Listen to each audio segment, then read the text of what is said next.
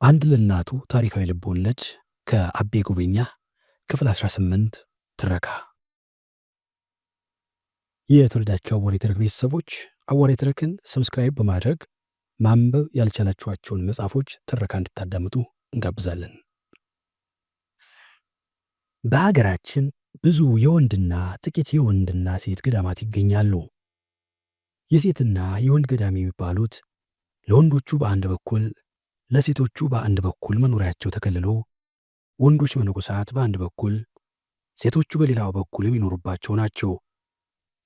ይሁን እንጂ ሁሉም በአንድ ቤተ ክርስቲያን አካባቢ ስለሚኖሩ እነ አባ ሆይና እነ እማ ሆይ ሳይተያዩና ሳይገናኙ ቀሩ ለማለት የማይቻል ነው።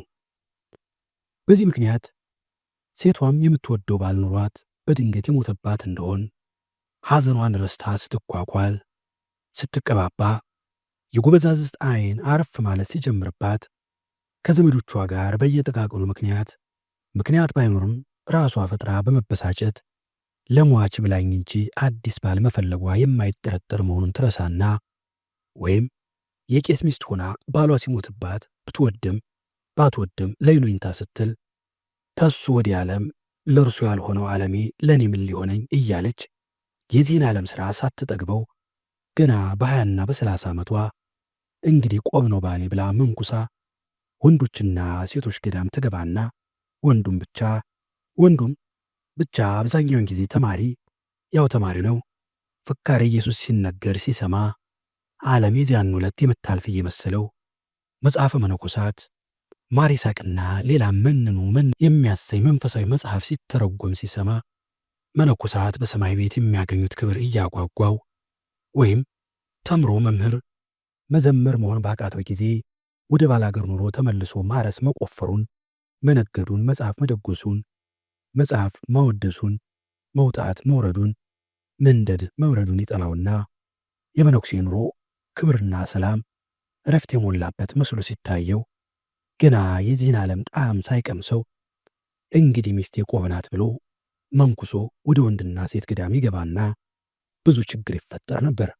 ጎረምሳው አባና ኩረዳዋማ መጀመሪያ ለምንኩስና የገፋፋቸው ስሜት ትቷቸው ጠፍቶ ሌላው ሰብአዊ ስሜት ሲተካባቸው ያ መከረኛ ሰይጣን አለ ሰይጣን ተጫውቶብኝ ያለ ጊዜ አንድ ፍሬውን ልጅ አስመነኮሰኝ እያሉ የራሳቸው ማጉረምረም ይጀምራሉ።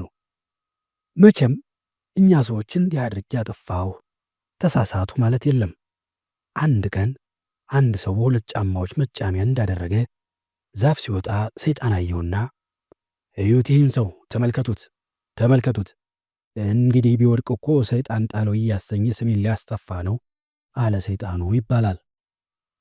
ኮረዳማና ኮበሌ አባም በገዛ ራሳቸው ወደ ማይችሉት ወጥመድ ይገቡና እንዲያው ሰኞ የወጣ ስም ማክሰኞ አይመለስም እንደሚባለው ሆኖበት በሰራውም ባልሰራውም ነገር በአሳሳችነት ስሙ የጠፋው መከረኛው ሰይጣንን ማማረር ይጀምራሉ። ከዚያም ጾር የሚባለውን የመነኮሳት ቃል እየደጋገሙ ይጠቀሙበት ይጀምራሉ። ጾር የሚለው የግዕዝ ቃል ትርጉም ሸክም ማለት ነው። መነኮሳቱ ጾር ሲሉ ግን ፈተና ማለታቸው ነው። ወደ ፈተናው ምስጢር ስንገባ ደግሞ ተራ ፈተና ሳይሆን ቆብ አስጥል ፈተና ሆኖ እናገኘዋለን። በዚህ ሁኔታ ጾር ሲነሳ እንደነ ምንዳባ እንደነ ገሊላ ባሉ ገዳሞች እንደሚደረገው ጾር የተነሳበትን መነኩሴ በግንድ አግብተው አስረው በባዶ ቤት ዘግተው እህልና ውሃ በጣም መጥነው እየሰጡ የጾሩን ጊዜ ያሳልፉለታል። ነገር ግን ይህም ሆኖ የእነዚህን ገዳሞች መነኮሳት የሚረዳቸው ዋና ምክንያት ጎረምሳው አባ ጾር ሲነሳበት ጾር የተነሳበትማ በጥጋ ለመገኘቷ እንጂ ሰው በዚህ ሁኔታ ያለው ስሜቱ ራሱ አውቆ ካልቀዘቀዘለት እንኳን የናባ ግንድና ምክር የነራያ ጩቤ ዋናውን መሳሪያ ከወሰደ በኋላም ልብ አልሞት እያለ ማስቸገሩ አይቀርም።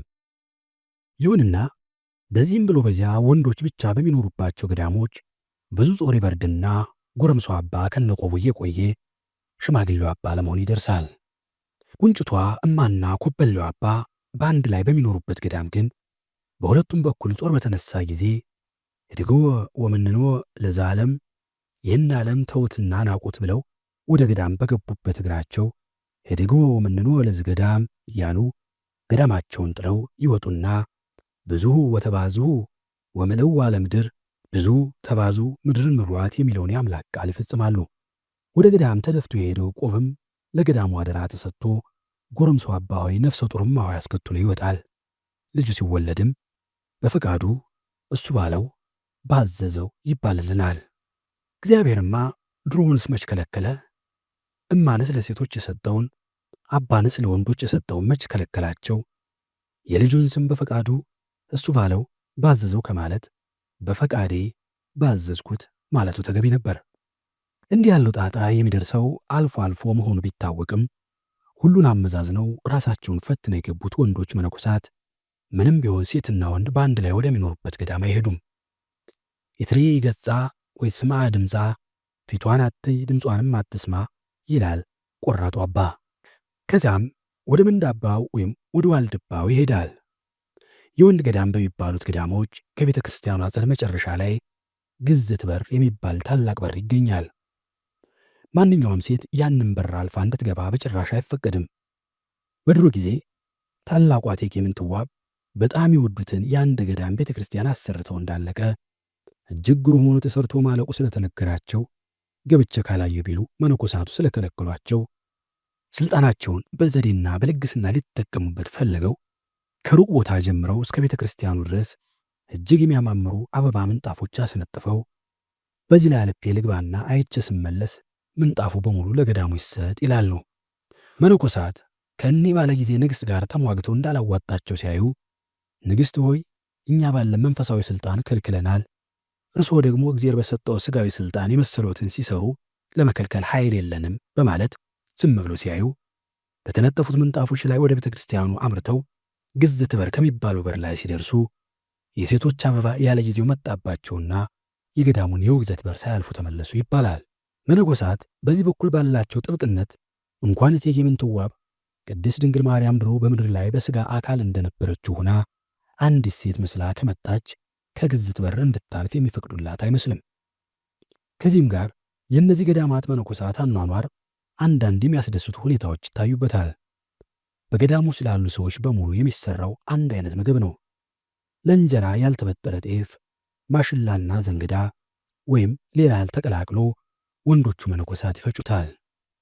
እሱም በጋን እየተቦካ ከቂጣ በመጠኑ ሳሳ ያለ እንጀራ በጣም ወፈር ያለ መኮረኒ የሚባል እንጀራ ሆኖ ተጋግሮ ከሁለት ወይም ከአራት ታጥፎ ይቆረስና ለሁሉም እኩል በሚሰጥበት ጭልፋ እንደዚሁ በጋን የተንቦከቦከ የተልባና ሽሮ ወጥ እየተደረገበት መቁንን ተብሎ በማኅበር ቤቱ ማስታጉት የሚባለው የማኅበር ጸሎት ከተደረሰ በኋላ ለየመነኮሳቱ ይታደላል። ጉልበት ያላቸው ወደ ማኅበር ቤቱ እየመጡ የማኅበሩን ጸሎት ካደረሱ በኋላ ራሳቸው መቁነናቸውን ሲወስዱ ለደካሞችና ዘግተው በመቀመጥ ከሰው ለማይገናኙት ባህታውያን ረዳቶቻቸው ወይም ማንኛውም አገልጋይ የሚያስደስተው ሰው ወስዶ ያቀብላቸዋል። ንፍሮ፣ የኑግ ወይም የተልባ ጭልቃ ለሁሉም እኩል የሚታደልበት ጊዜም አለ። ማንኛውም ሰው በእንግድነትም ይሁን በዚያ ለመኖር ከነዚያ ገዳሞች በአንደኛው ከገባ ንጉሥም ቢሆን ተራ ለማኝ ለሁሉም ከሚሰራው ምግብ እንደ ሁሉ እኩል ሆኖ ይሰጠዋል እንጂ በዚህ በኩል አድሎ አይሞከርም። አንድ ሰው ምናልባት ከባድ በሽታ ቢደርስበት ለሁሉም ሊዳረስ የማይችል ነገር እንዲሰጠው ሊፈቀድለት ይችል ይሆናል እንጂ በጤናው ከሌሎች ጋር እኩል ሊካፈል የማይችለውን ነገር ለብቻው ሊበላና ቢጠጣ የግል ገንዘብ በእጁ ቢገኝ ሃይማኖት ያፈረሰ ያህል የሚነቀፍበት ስፍራ ነው።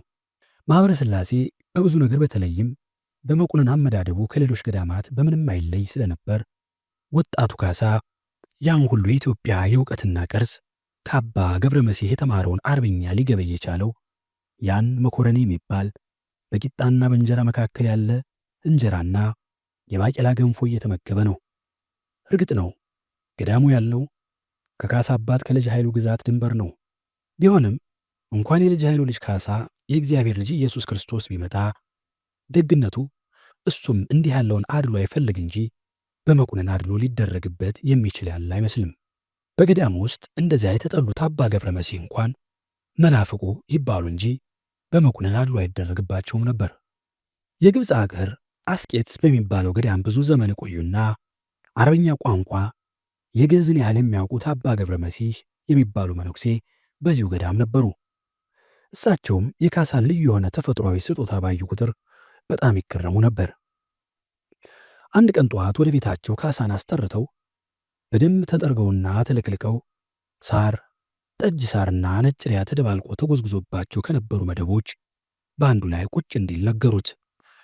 ካሳ አሉ አባ ከጥቁሩ ነጩ ፀጉር የሚበዛበት ረጅም ሪዛቸውን በቀኝ እጃቸው ሳብ ሳብ እያደረጉ። አቤት አለ ካሳ ድሮ ከቆብ ጋር ሲያዩ ታላቅ ውበት የነበረውና ቆቡ ሲወልቅ ጊዜ ነጩ ዱባ መስሎ የመልካቸውን ቅርጽ በፍጹም የለወጠውን መላጣ ራሳቸውን በመገረም እየተመለከተ። አንተ እኮ ብልህ ልጅ ነህ አሉት አባ። ካሳ ራሱን ለማሞገስ ቢያፍርም በንግግራቸው ተደስቶ አንገቱን ወደ መሬት ደፋ አደረገና ዝም አለ። አባም ንግግራቸውን ቀጠሉ። ካሳ አንተ ከፍተኛ ስጦታን አታውቆም ይሆናል። ሰዎችም እስከዚህ አያውቁልህ ይሆናል። እኔ ብዙ ጊዜ አይቻለሁ። ኢየሩሳሌም 1 ዓመት ተቀምጫለሁ። ግብፅ በአንድ ገዳም ብዙ ዓመት በመቀመጥ ያረጀሁበት ሀገር ነው። ሊባኖስም ለጥቂት ጊዜ ነው እንጂ አይቼዋለሁ። በየአገሩ ብዙ አይነት ስጋዊና መንፈሳዊ ትምህርቶች አሉ። የእኛ ትምህርት ግን ወደ መንፈሳዊነቱ ብቻ እያደላ ሄዷል። በመንፈሳዊነት እየደረጀን መሄዳችን የሚያስደስተን ነው። ቢሆንም በስጋዊ ኃይል ደርጅተን ሀገራችን ታልጠበቅናት የምንኮራባትን ሃይማኖት በግድ ልናጣት እንችላለን። በግብፅ ውስጥ እንደኛ ያሉ በተዋህዶ ሃይማኖት የሚያምኑ ሰዎች መኖራቸውን ታውቃለህ አይደለም? አሉ አባ። ግብፅ እመቤታችን የተሰደደችበት ቅዱስ ማርቆስ ሰማዕትነትን የተቀበለበትና እስክንድሪያ እናታችን የምንላት ሀገር የሚገኝባት አቡን እናስመጣ የነበረበት ሀገር አይደለም? አለ ካሳ። አዎን አሉ አባ ገብረ መሲህ። አዎን በዚህ ሀገር እንደኛ ያሉ ክርስቲያኖች መኖራቸውን ሰምቻለሁ አለ ካሳ። ዛዲያ የውልህ በዚህ ሀገር ስንኖር ያየሁልህ ጉድ። እስላሞቹ ክርስቲያኖቹን ከልክ በላይ ሲጨቁኗቸው በየዓመቱ የክርስቲያኑ ቁጥር እየቀነሰ ሲሄድ የእስላሙ ቁጥር እየጨመረ ይሄዳል። እስላሞቹን ደግሞ በሃይማኖት ስም አንድ እንዲሆኑ እያደረገ የያዛቸው የቱርክ መንግስት ጨቁኗቸውና ረግጧቸው ይኖራል። ሰው ነጻ ካልሆነ የፈለገውን ሃይማኖት ለመከተል ስለማይችል የሀገራችንን ትምህርት በሃይማኖት ላይ ብቻ መመስረቱ በጣም እፈራዋለሁ አሉት። አባ ይህንን ሲናገሩ የማኅበረ ሥላሴ መነኮሳትና ካህናት እኒህም መነኩሴ በብዙ ነገር ከነሱ ሐሳብ የተለዩ በመሆናቸው በሌሉበት ጊዜ ስማቸውን እያነሱ አባ ገብረ መሲህ በማለት ፈንታ አባ መናፍቁ ሲሏቸው ትዝ አለው። እኒህ መነኩሴ በውጭ ሀገር በቆዩበት ጊዜ አረበኛን ቋንቋ በጣም አጠናቀው ከማውቃቸው እንዲሁም በዚሁ ቋንቋ ብዙ አይነት መጽሐፍ ከመመርመራቸው በላይ በኢትዮጵያ ትምህርት የደረጁ በተፈጥሯቸው አስተዋይና የሌሎችን አገር ሁኔታ ያዩ በመሆናቸው ከፍተኛ አስተያየት ነበራቸው። የሌላ ሀገር ሰው ቢሆኑ ምናልባት ከፍተኛ የእውቀት መለኪያ ማዕረግ ሳይሰጣቸው አይቀርም ነበር። ለዚህ ታላቅ አእምሯቸው ኢትዮጵያዊ ገዳም የሰጣቸው ስም ግን አባ መናፍቁ የሚል ነበር። መናፍቅ ሆነው ስለ ቅድስት ሥላሴ፣ ስለ ክርስቶስ ባህሪ፣ ስለ ቅዱሳንና ጻድቃን፣ ስለ ሰማዕታት፣ ስለ ቤተ ክርስቲያን ሥርዓቶችና የኢትዮጵያ ተዋህዶ ቤተ ክርስቲያን ከምታምነው መንገድ የወጡበት ነገር አልነበረም። ብቻ የአባ ታላቅ ጥፋት አስተሳሰባቸው በዚህ አካባቢ ካሉት መነኮሳትና ካህናት ጠባብ አስተሳሰብ ጋር በፍጹም አይስማማም ነበር። እነዚህ ካህናትና መነኮሳት የሚነጫነጩባቸውና የሚጋጩባቸውን ጥቃቅን ነገሮች አባ ገብረ መሲህ ጨርሰው እንዳሉም አይቆጥሯቸውም ነበር። እንዲያውም አንድ ቀን በዓል ለማክበር ለተሰበሰቡ ምዕመናን እንዲሁም በዚያ ለሚገኙ መነኮሳትና መምህራን ተማሪዎች ንግግር ሲያደርጉ ጌታችን ኢየሱስ ክርስቶስ በዚህ ዓለም ላይ ትቶልን የሄደው ከፍተኛ ቁም ነገሮች ሃይማኖት፣ ተስፋና ፍቅር ናቸው። ከሁሉም ፍቅር እንደምትበልጥ ሐዋርያው ቅዱስ ጳውሎስ አስተምሮናል። እኛ ግን በማይረባና እግዚአብሔርን በማይጠይቀን ከንቱ ነገር በጣም የምንጠየቅበትን ፍቅርን ያህል እናበላሻለን። ምስራ ሀገር በቆየሁበት ጊዜ እንዳየሁት እንኳን ክርስቲያን ለክርስቲያን እስላምና ክርስቲያን እንደዚያ ሲጠያየፉ እስላሙ ያረደውን ክርስቲያኑ፣ ክርስቲያኑ ያረደውን እስላሙ እየበላ በመጠኑ ተፈቃቅረው ይገናኙ ነበር። በእኛ ሀገር ግን አንዱ ጥሩ ክርስቲያን ትልቁን ነገር ሲያበላሽ እንደ ልማድ ችላ ብለን ትተን ትንሽ ጉድለት ሲገኝበት አረመኔ ነህ እንለዋለን።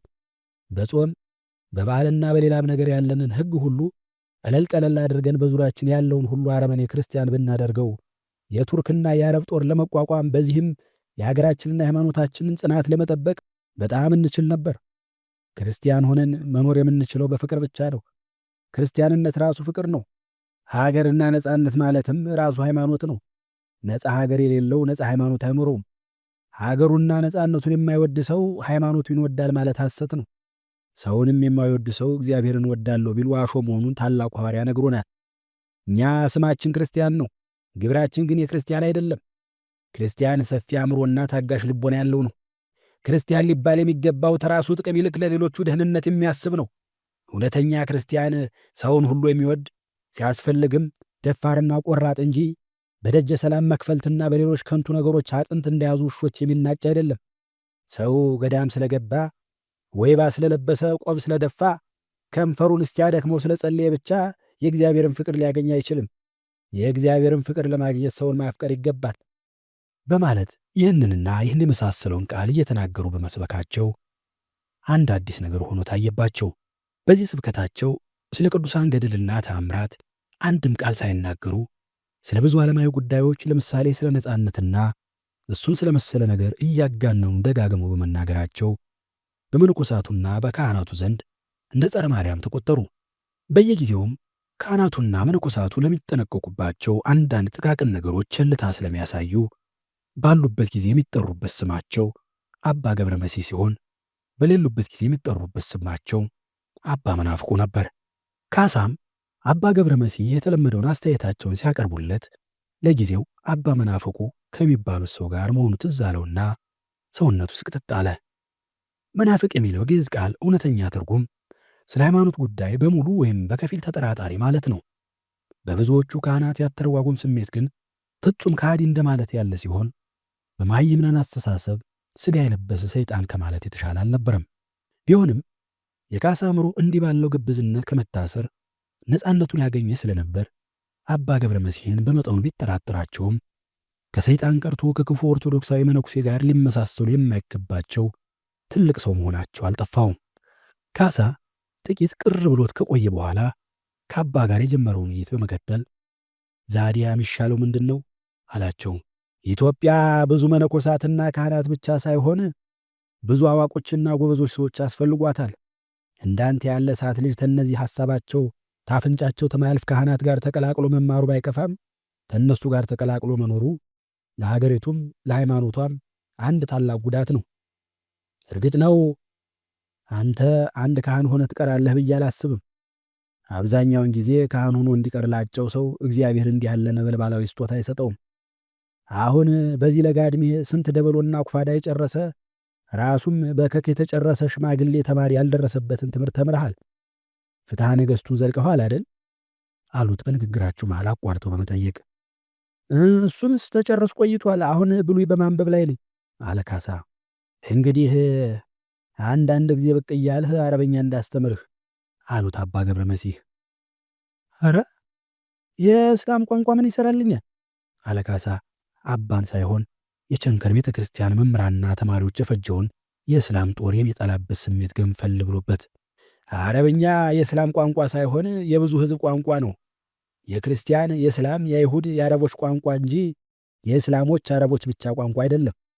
በቤተ ክርስቲያናችን ከምናገኛቸው መጽሐፎች ውስጥ አንዳንዶቹ ተዕብራይስጥ፣ አንዳንዶቹ ተጽር፣ አንዳንዶቹ ተሮማይስጥ ወደ ግዕዝ የተተረጎሙትን ያህል አንዳንዶቹ ተአረብኛ የተተረጎሙ ናቸው። ተአምረ ማርያም ሲነበብ ሰምተሃል? ተተረጎሙት እማረቢ ግዕዝ ነው የሚለው። ከግብፅ የምናስመጣቸው ጳጳሳትም የሚናገሩት የሚጽፉት የሚሰቡት በአረብኛ ቋንቋ ነው። ከዚህስ በቀር አንተ እንዳልኸው አረብኛ የእስላም ቋንቋ የኢትዮጵያ ጠላቶች አረብኛ የሚናገሩ የውጭ እስላሞች ሆኖ ተታዩህ የእነሱን ቋንቋ ማወቁ ይጎዳ ይመስልሃል? የጠላት ቋንቋ ማወቅ እኮ ተጠላት ሚስጥሮች አንዱ እንዲያውም ከፍተኛ እውቀት ነው። ሰው ብዙ ጉዳይ የሚፈጽመው እኮ በሚናገራቸውና በሚጽፋቸው ቃላት ነው። አርዮ ንባብ ባለማወቁ እንዲሞት የታዘዘበትን ደብዳቤ ተሸክሞ ወደ መታረጃ ቦታ መሄዱን ታውቃለህ አይደል? አሉት አባ ገብረ መሲህ። እሱስ እውነትዎን ነው አለ ካሳ። ግድ የለም እየመጣህ አጥና አሉት አባ። እሺ ጧት እመጣለሁ አጠናለሁ አለ ካሳ። ካሳ ከዚህ ጀምሮ ወደ አባ ገብረ መሲህ ቤት ጧት እየሄደ አረብኛ መማሩን ቀጠለ። እነዚህ አለማደኛ መነኮሳት አባ ገብረ መሲህ በሌሉበት አባ መናፍቁ እንደሚሏቸው ካሳንም በሌለበት ጊዜ ወልደ መናፍቅ እያሉ መጥራት ጀመሩ። ከሁሉም ይባስ ብለው አባ ካሳን አረበኛ ቋንቋ ሲያስተምሩት የሰሙ አንዳንድ መነኮሳት አባ ገብረ መሲህ እስላም ናቸው፣ ካሳንም እስላም አድርገውት መጽሐፈ ቁርአን እያስተማሩት ናቸው ብለው አወሩ። ካሳ ይህንን ሲሰማ ስለ አባ መናፍቅነት የተወራውንም ነገር እንደዚሁ መነሻ የሌለው የመነኩሴ አሉባልታ መሆኑን ሊረዳና አባን በሙሉ ሊወዳቸው ቻለ። ካሳ በአረብኛ ቋንቋ በጣም እየተራመደ እንደሄደ አንድ ቀን ጠዋት ወደ አባ ቤት ሄዶ የተለመደ ትምህርቱን ከመቀጠሉ በፊት አባ የአረብኛ ቃል ጉረሩ ያንቃል? እኔ የማውቀው ግዕዝና አማርኛ ብቻ ነበር። ምናልባት ትግረኛ ለሚያውቅ በመጠኑ ሳይሻል አይቀርም። እርግጥ ነው ብዙ ተግዕዝና ተአማርኛ ተትግረኛ ጋር የሚመሳሰሉ ቃላት አሉበት። ከአረቦች ጋር በትውልድ አንድ መሆናችን ያመንሁትም በዚህ ምክንያት ጭምር ነው። ግን የጉረሮ መታነቅ ስለሚፈልጉ ምናልባት ትግረኛ የሚያውቅ በመጠኑ ይሻል እንደሆነ እንጂ አማርኛና ግዕዝ ብቻ የሚያውቅ ሰው በቃሉ ሳይሆን በአነጋገሩ ሳይቸግር አይቀርም አለ። እውነት ነው፣ ይሄ ችግር አለ። ግን አንድ ጊዜ ስልቱን ተተለመዱት አያስቸግርም። አባቶቻችን ሲተርቱ ለማያውቁት ፎገራ ዱሩ ነው ይላሉ። ፎገራ በሜዳነቱ ሜዳዎችን ሁሉ የሚያስንቅ ለጥ ያለ ሜዳ ነው። ሜዳነቱና በትክክል ለጥ ማለቱ ሲታይ ሜዳ ነው ከሚባል ይልቅ የውሃ ሳይሆን የሳር ውቅያኖስ ነው ሊባል የሚችል ገላጣ ሜዳ ነው። ግን ላላዋቂ ሜዳ ዱር ነው። አረበኛም እርግጥ የዘራችን ቋንቋ ነው። እስላምና ክርስቲያን በሚባል ስም ጠንቅ ሳይፈጠር ሃይማኖቶቹ ራሳቸው ሳይሆኑ የእስላምና የክርስቲያን ወራሪዎች ሁሉን ነገር የግፍ መሳሪያ ሳያደርጉት እነዚህ ህዝቦች ወንድማማቾች ነበሩ፣ አብረውም ኑረዋል። ስለዚህ ለአንድ አበሻ የአረብ ቋንቋ ማጥናት ከሁሉም ይበልጥ ሊገባው የሚችል ነገር ነው አሉ አባ። ካሳ አሁን እሱና አባ የሚያደርጉትን ውይይት ከገዳሙ መነኮሳት ፊት ቢያደርጉት ስንት መነኮሳት ለሰማዕትነት እንደሚነሱ አስታወሰና አባ እንዳያዩት ፊቱን ዘወር አድርጎ ለብቻው ፈገግ አለ። አባ በገዳም ውስጥ አዲስ ይወጣል ይህ ስም ሰምተዋል? አለ ካሳ በንቀት ሳቅ ግንባሩ በራ ብሎ። ምን ስም ወጣልህ? አሉ አባ ገብረ መሲህ። ወልደ መናፍቁ ተብያለሁ።